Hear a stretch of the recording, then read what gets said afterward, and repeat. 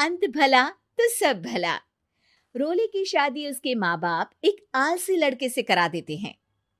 चलो, रोली की शादी हुई और हमने गंगा नहाई। और क्या, बेटियां तो होती ही हैं बोझ। हाँ, पर अब क्या चिंता, उतार तो दिया बोझ तुमने, अब वो लोग समझे।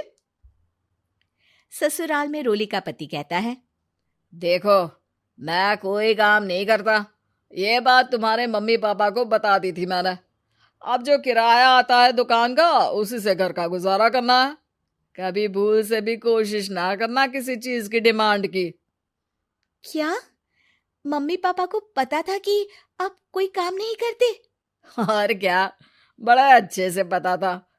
उन लोगों को तो तुम बोझ लगती थी, बोल रहे थे कि बस शादी कर लो और कोई मतलब नहीं है। रोली को यह सुनकर बहुत गुस्सा आता है, लेकिन करती भी तो क्या, क्योंकि वो जानती थी कि उसके माता पिता ऐसे ही हैं। जैसे तैसे रोली दिन काट रही थी। रोली को एक प्यारी सी बेटी होती है।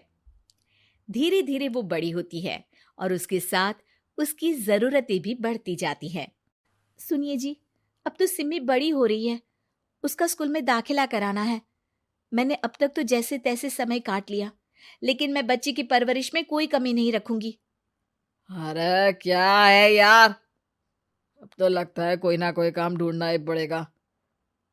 अब पति रोज काम की तलाश में जाता और बिना किसी काम के वापस आ जाता।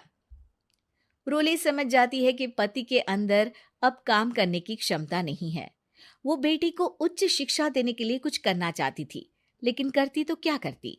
एक दिन रोली की सहेली कहती है, रोली, मेरी कोई औलाद नहीं है। अगर तू मेरी औलाद को जन्म दे तो मैं तुझे तेरे मुंह मांगे पैसे दूंगी। अरे, तेरी औलाद को मैं कैसे जन्म दे सकती हूँ? सरोगेसी से। बच्चा मेरा और वैभव का ही होगा, लेकिन कोख तेरी होगी। ये संभव है रोली। रोली कुछ सोचकर कहती है, मुझे मंजूर है, लेकिन मैं इसका 2 लाख रुपया लूंगी।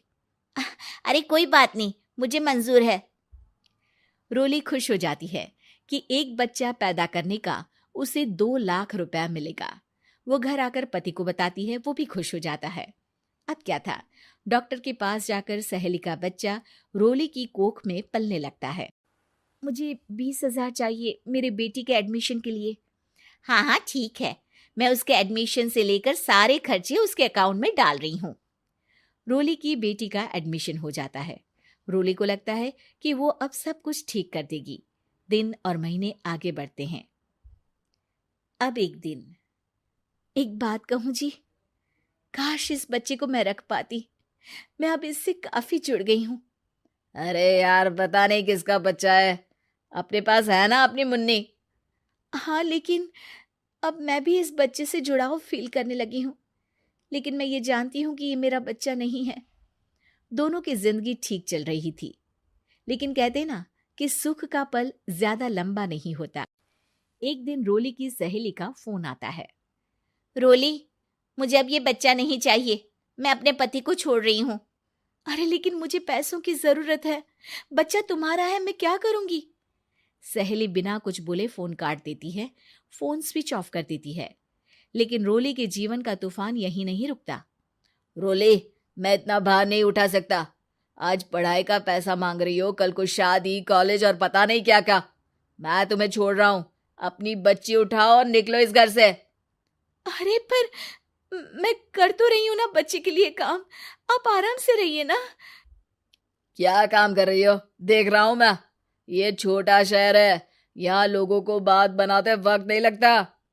तो मैं क्या करूं? ज्यादा पढ़ी लिखी नहीं हूं, कैसे घर के खर्चे चलाऊं? और आप तो काम करना ही नहीं चाहते। हाँ, ना चाहता हूं और ना ही करूंगा। रोली को पति की बात पर काफी गुस्सा आ जाता है। ठीक है, अगर मेरे जीवन में संघर्ष ही लिखा है तो वही सही। इस वक्त पति होने के नाते आपको मेरा साथ देना चाहिए था, लेकिन नहीं, आपने तो इस हाल में मुझे घर से बाहर निकालने की बात कह डाली। देखो, ये सारी फालतू की बातों के लिए वक्त नहीं है मेरे पास। रोली, जिसकी कोख में किसी और का बच्चा था और साथ छोटी सी बेटी, पति का घर छोड़कर रास्ते पर आ जाती है। रोली के पास मायके के सिवा दूसरा कोई रास्ता नहीं होता। अरे रोली कैसी है? कितने दिनों के लिए आई है? हमेशा के लिए माँ। वो माँ को सारी बात बता देती है।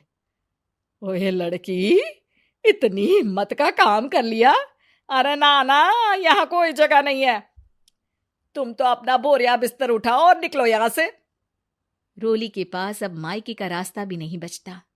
वो चुपचाप बच्ची को लेकर जा रही थी कि उसे दर्द होता है और वो डॉक्टर के पास चली जाती है और फिर वहां वो एक प्यारे से बेटे को जन्म देती है। कितना प्यारा है, कितने अभागे हैं इसके माँ बाप जो इसके पैदा होने पर भी नहीं है। तभी वहां डॉक्टर आ जाती है। रोली, बच्चे के पिता तुमसे मिलना चाहते हैं। आपका बहुत बहुत